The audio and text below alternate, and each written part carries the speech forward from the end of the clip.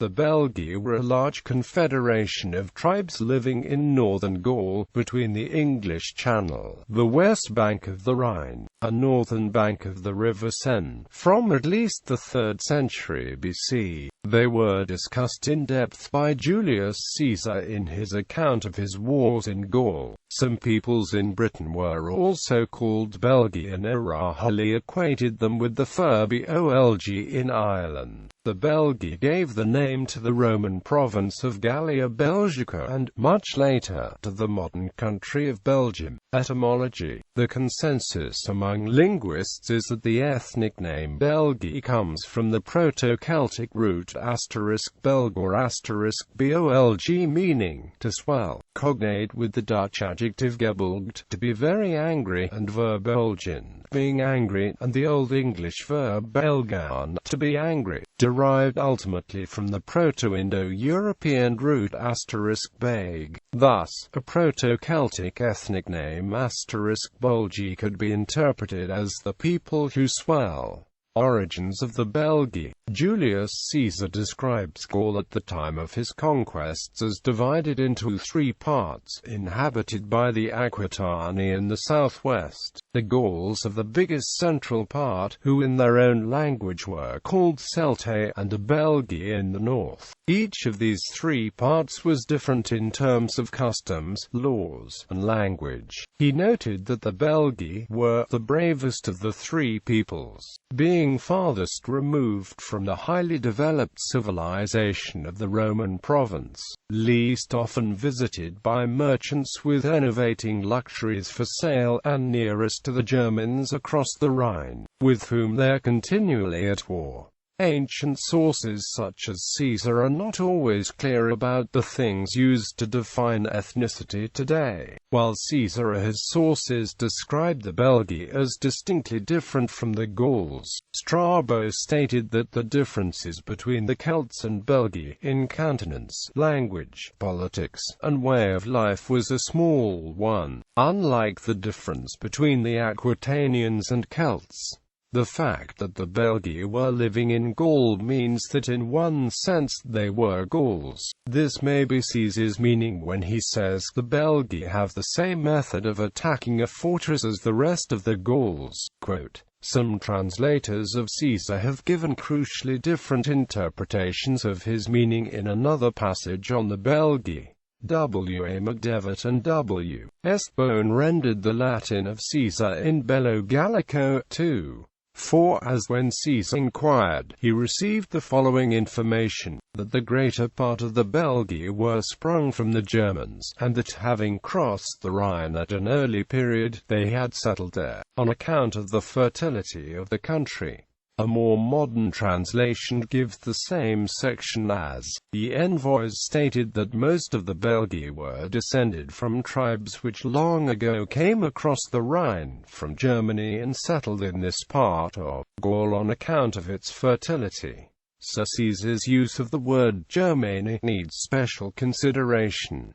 He uses it in 2 ways. He describes a grouping of tribes within the Belgic alliance as the Germani, distinguishing them from the neighbors. The most important in his battles were the Iber ones. The other way he uses the term is to refer to any tribe considered to be of similar ancestry and traditions, with ancestry east of the Rhine. So the Germani amongst the Belgae were called Germani Cicerenani, to distinguish them from other Germani, such as those living on the east of the Rhine, in the presumed homeland of the Germani. The later historian Tacitus was informed that the name Germania was recent in his day. The first people to cross the Rhine and oust the Gauls, those now called Tungri, were then called Germani. It was the name of this nation, not a race, that gradually came into general use, and so, to begin with, they were all called Germani after the conquerors because of the terror these inspired, and then, once the name had been devised, they adopted it themselves.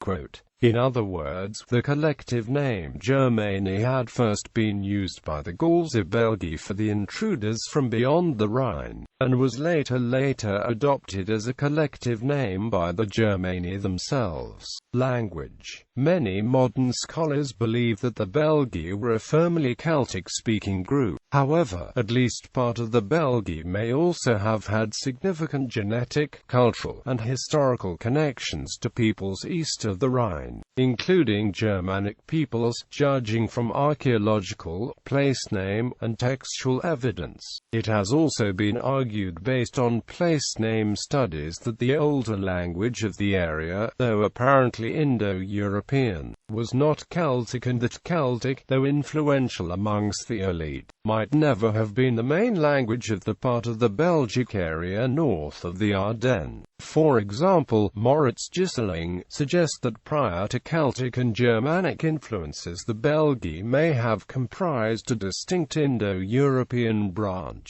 termed Belgian. On the other hand, most of the Belgic tribal and personal names recorded are identifiably Gaulish, including those of the Germanices Rhenani, and this is indeed also true of the tribes immediately over the Rhine at this time, such as the Tencterian Usurpates.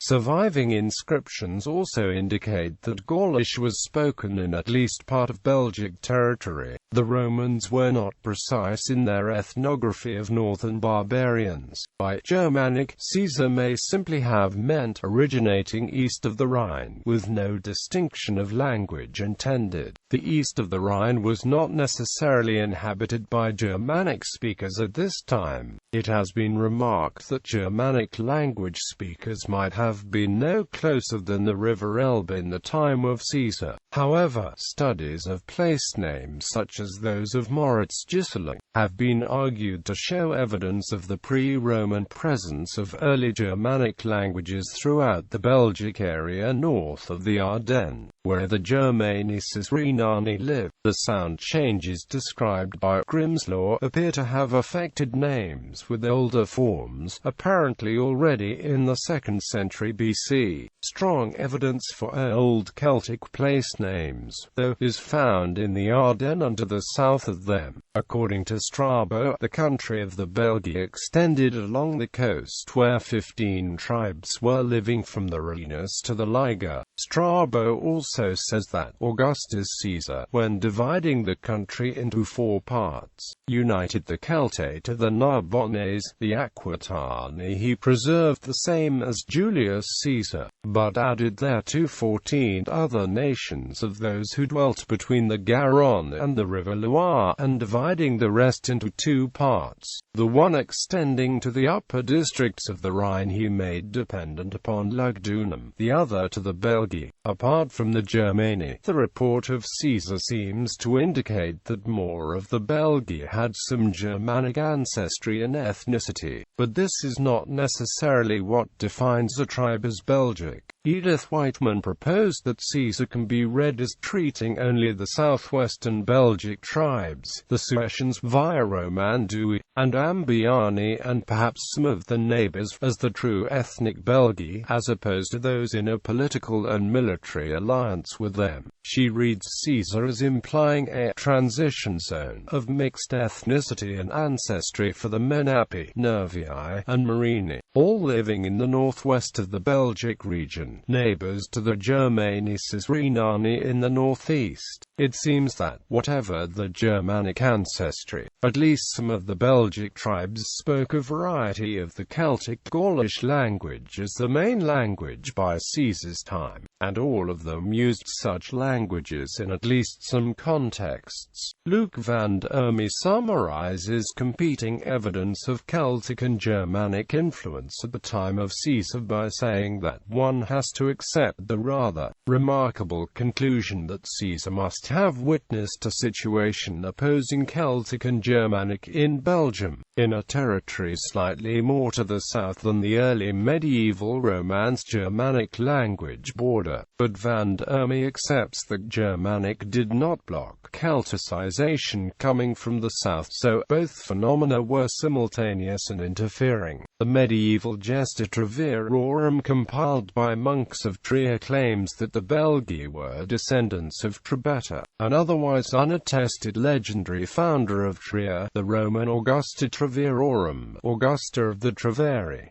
Tribes of the Belgae. Caesar names the following as Belgic tribes. Later, Tacitus mentioned a tribe called the Tungri living where the Germani Cicerinae had lived, and he also stated that they had once been called the Germani. Other tribes that may have been included among the Belgae in some contexts were the Luci Treveri, a Mediamatrici. Posidonius includes the Armoricani as well.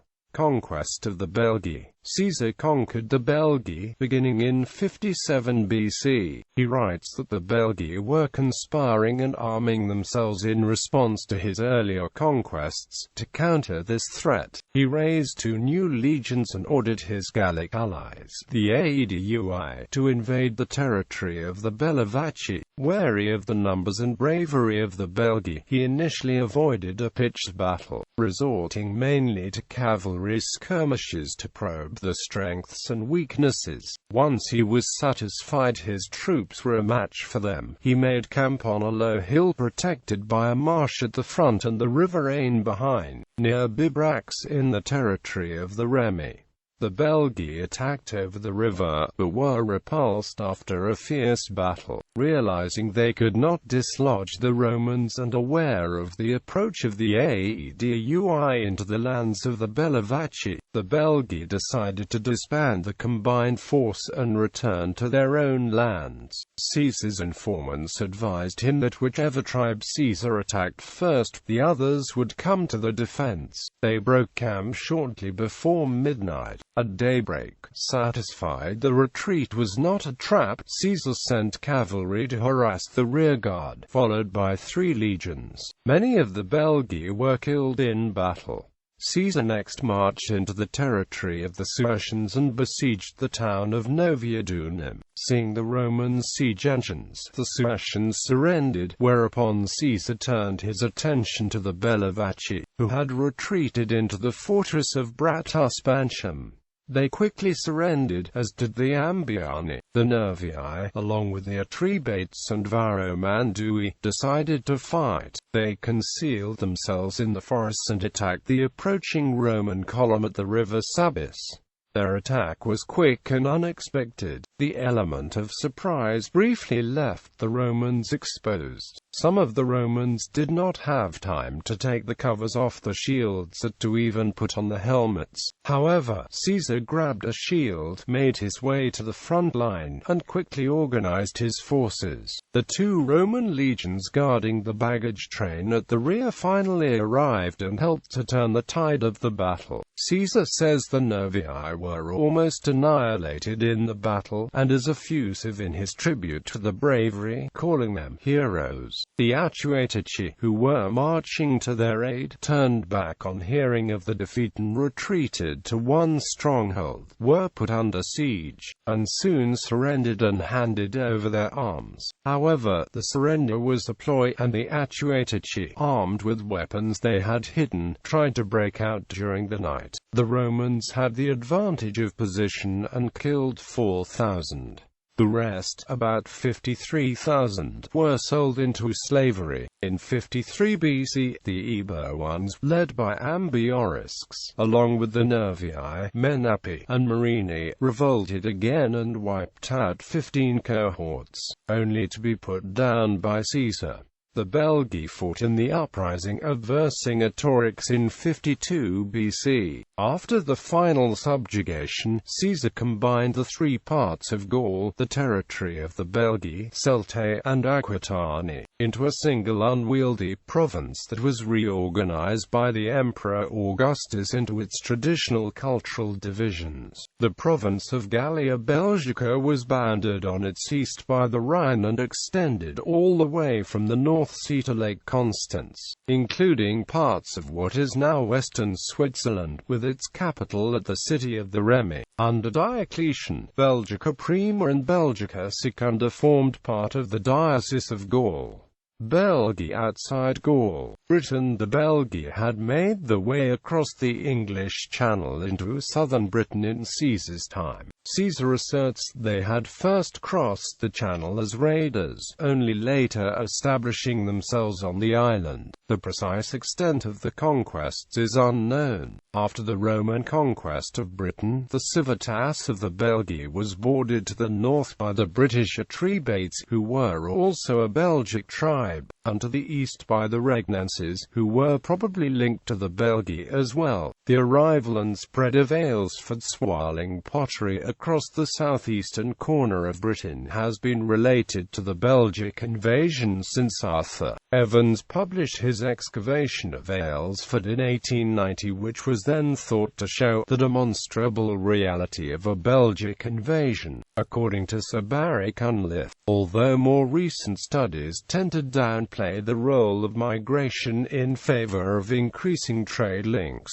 the question remains unclear. A large number of coins of the Ambiani dating to the mid-2nd century BC have been found in southern Britain, and the remains of a possible Belgic fort have been unearthed in Kent. Within memory of Caesar's time, a king of the Suessians called Diviciacus was not only the most powerful king of Belgic Gaul, but also ruled territory in Britain. Commius of the Atrebates, Caesar's former ally, fled to Britain after participating in Vercingetorix's rebellion and either joined or established a British branch of his tribe. Based on the development of imagery on coins by the time of the Roman conquest, some of the tribes of southeastern Britain likely were ruled by Belgic nobility and were culturally influenced by them. The later civitas of Roman Britain had towns including Portus ad Erni and Clausentum. The civitas capital was at Venti Belgarum, which was built on top of an Iron Age oppidum, which remains the Hampshire county town to this day. Ireland.T.F. O'Rahilly claims in his invasion model that a branch of the Belgae also settled in Ireland, and were later represented by the historical Ivany, Ullaid, and other kindreds. He claims a variety of evidence suggests memories of this were preserved in later Irish tradition, and also makes an elaborate linguistic case. According to his theory, the name of the legendary Fir Bolg is the Irish equivalent of Belgae.